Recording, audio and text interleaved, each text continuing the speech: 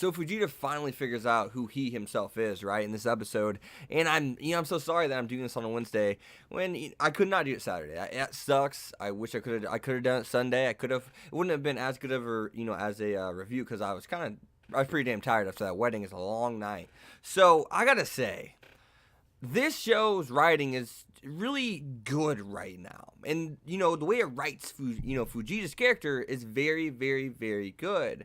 And, really I just want to, Hiro's dialogue. When that guy talks, everybody listens. I think we all know that. He's just so smart. And the way they use Hyodo, and just the way they use his dialogue to, like, kind of just analyze and review Fujita, it's just so cool. He says, "You are unbelievably creepy, Fujita." And he states Fujita as a character who he dances to his own emotions right now. And what's the way to combat that? Because, Chinatsu says, "I know who you are, you're a coward."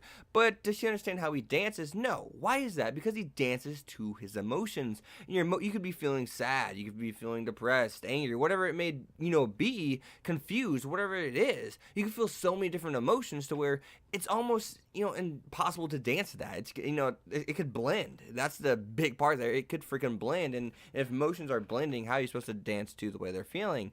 And what's the way to combat that? It's to understand your other partner. And that's where, of course, Gaju's sister came in and said he was a great leader because he could read people. You got to say one key thing to him, but as soon as you get what's on your heart, what's weighing on your heart, he's going to take that and run with it. And that's what he's doing with Chinatsu. He's like, and he realizes himself. Because in this episode, we see that, Chinatsu has basically tamed her flame. Her flame's not just burning throughout the woods. It's burning inside the fire pit now. It's contained. And we see that it looks like she accidentally gave Fujita some of that fire, per se, right? And we see that because even, Akira, I think it is? Akira, she says, whoa, he's actually standing up to her. But we do truly see that he's still a coward. He is still Fujita. We see that he's scared. Even before the whole event starts, before they start the first dance, we get to see that. And that fire just got bigger and bigger and bigger.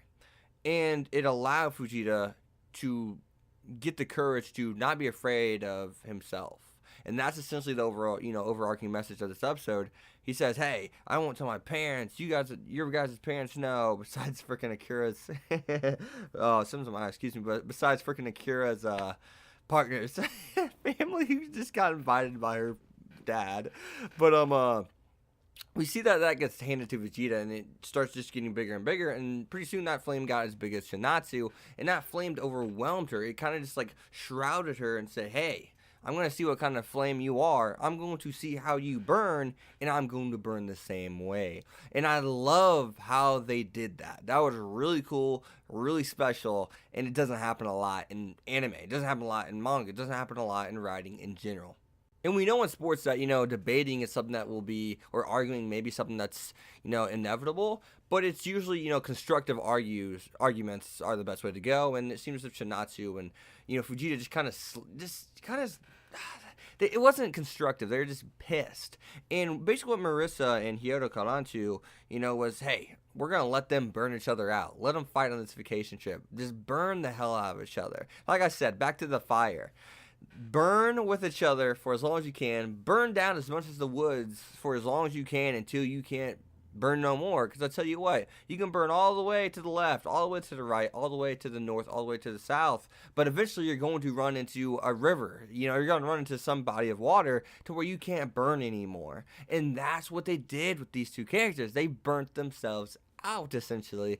And that made them realize, whoa, look what's going on around me. Let me analyze everything that's happening around me right now.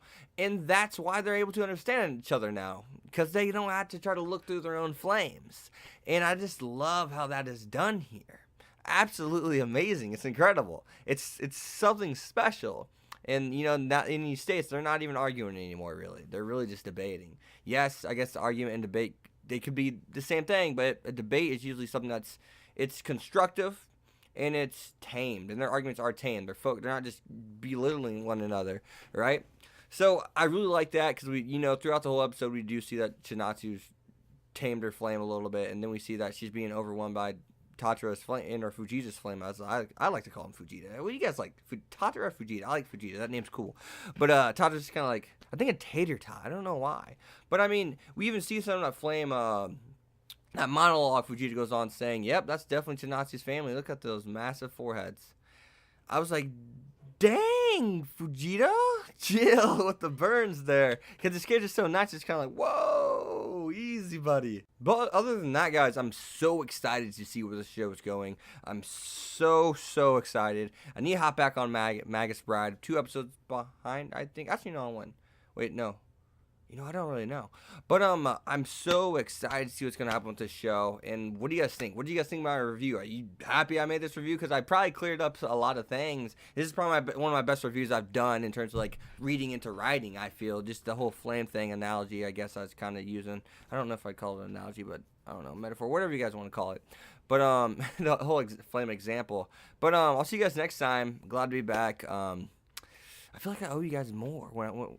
I don't know. I'll see you guys next time. Peace. Thanks for watching, guys.